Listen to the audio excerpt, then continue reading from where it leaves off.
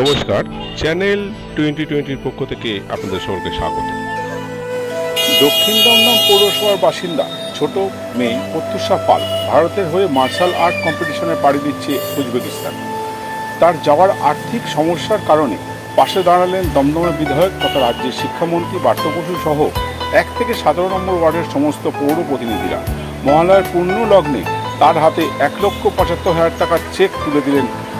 আসুন দেখি তারই কিছু। আজকে মহালয়াও বটে, আজকে যেমন গান্ধী জয়ন্তী তেমন অহিংসা দিবস এবং সঙ্গে মহালয়।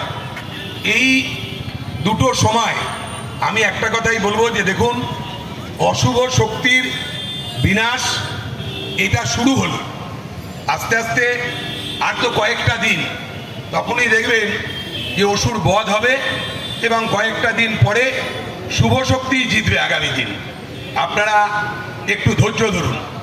অনেকে অনেক রকম প্রশ্ন করছিল, এটা নিয়ে বলবো যে মেয়েটি যে যাচ্ছে তার আমরা সাফল্য কামনা করি।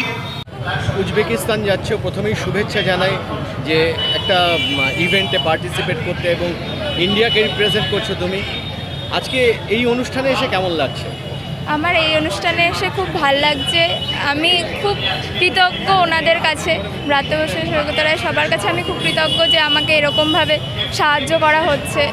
আমি সত্যি খুব কৃতজ্ঞ ওনাদের কাছে। আমি আশা করি যে আমি একটা মেডেল নিয়ে এসে ভারতবর্ষ বাংলার মুখ উজ্জ্বল করতে পারি, ওনাদের মুখ উজ্জ্বল করতে পারি, আমি এটা চাই।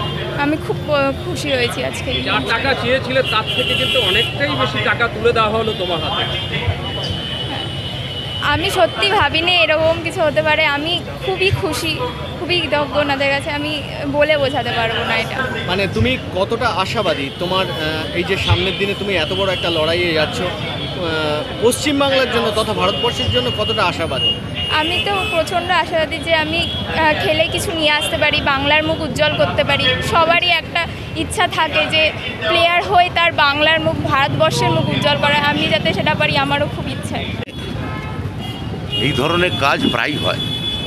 মমতা ব্যানার্জির নির্দেশে আমরা এই ধরনের মানুষের পাশে সবসময় থাকার চেষ্টা করি। বহু মানুষ এখানে তাদের মেডিকেল খরচ, তাদের পড়াশুনোর খরচ, অনেক বৃদ্ধ বৃদ্ধা, অনেক এগিয়ে আগুয়ান তরুণ তরুণী এগিয়ে যেতে থাকা সমাজে তাদের পাশে আমরা দাঁড়াই।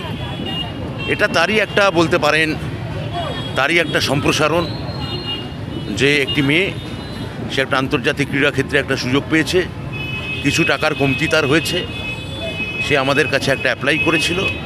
আমাদের সমস্ত কাউন্সিলররা সেই টাকাটা চেকে তুলে তাকে পেমেন্ট করেছে আজকে।